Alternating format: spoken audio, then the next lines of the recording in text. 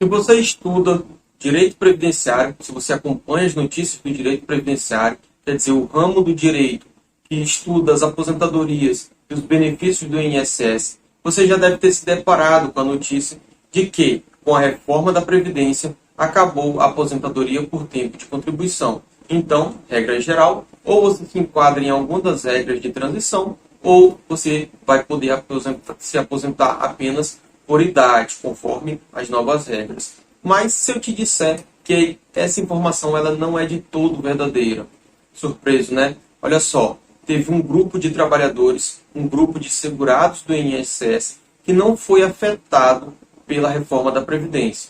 Quer dizer, para essas pessoas ainda continua existindo duas regras: a aposentadoria por idade e a aposentadoria por tempo de contribuição.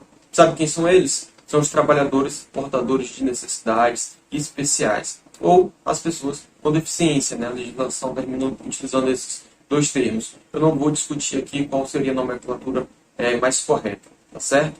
Mas, Breno, quem são as pessoas consideradas com deficiência pela legislação? Quem são as pessoas portadoras de necessidades especiais? Então, a lei considera, assim, as pessoas que possuem limitações física, mental, intelectual e até sensorial de longo prazo que impossibilite a sua participação plena e efetiva na sociedade e até em igualdade de condições com as outras pessoas, tá certo? Agora, muita atenção, é importante a gente tomar cuidado aqui.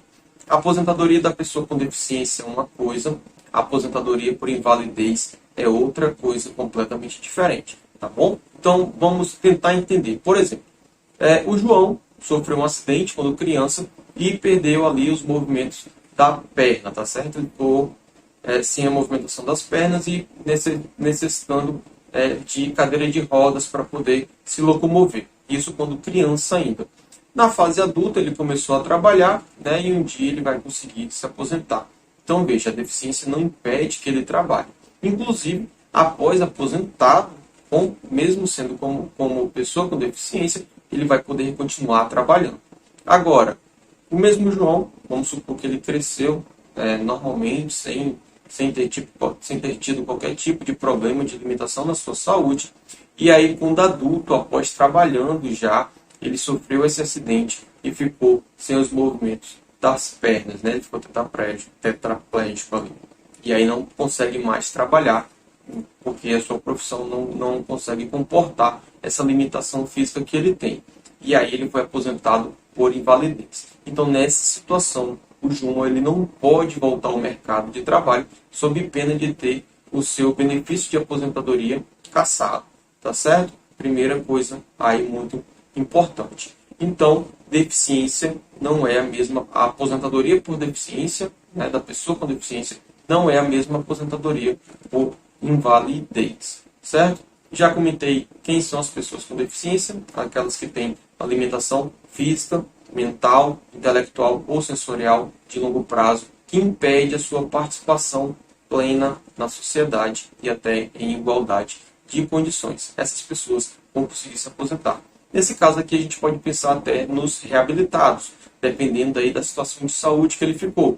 É importante lembrar o seguinte: os reabilitados, inclusive, eles têm direito, né, a concorrer às vagas de emprego juntamente com as pessoas com deficiência, né, aquela imposição da lei para quem tem mais de 100 empregados, a dedicação, a sua obrigatoriedade de contratar um percentual de seus funcionários, sendo pessoas com deficiência ou reabilitados pelo INSS. Então veja que é possível a gente pensar nessa hipótese, é necessário analisar o caso concreto, tá bom? Breno, quais são as regras de aposentadoria? Então, na aposentadoria por idade, é necessário 15 anos de contribuição, tanto para o homem quanto para a mulher, e a aposentadoria se dá com 60 anos de idade para o homem e 55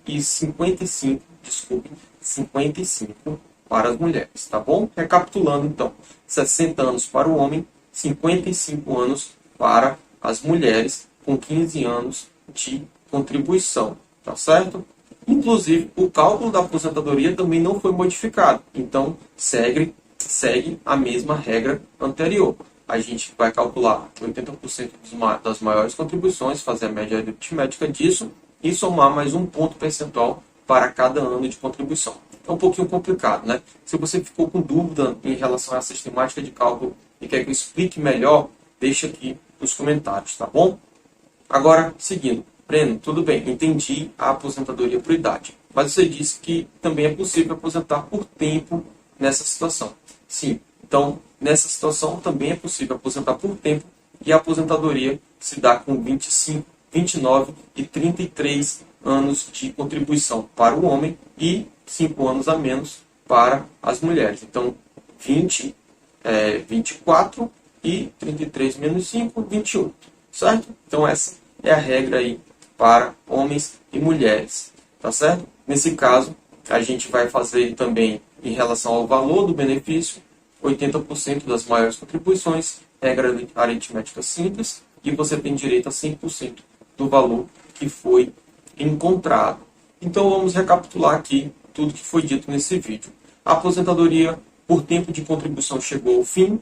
Na regra geral, sim, mas existe um grupo de trabalhadores que não foi afetado pela reforma da Previdência. São as pessoas com deficiência. Essas pessoas elas vão ter direito à aposentadoria se homem com 60 anos de idade, se mulher com 55 anos de idade, certo? Desde que contem com 15 anos de tempo de contribuição, a aposentadoria vai calcular 80% das melhores contribuições. Desse valor, a gente pega 70%, mais um ponto percentual para cada ano de contribuição. A aposentadoria, agora, por tempo, 25 anos, 28 anos, ou 25 anos, 29 anos, ou 33 anos para o homem, e essa mesma idade, menos 5 anos, esse mesmo tempo, menos 5 anos, para as mulheres, tá bom? Dependendo se a limitação for leve, grave ou moderado, tá certo? Então, grave aposenta mais cedo, né, com menos tempo de contribuição, e a leve com mais tempo de contribuição.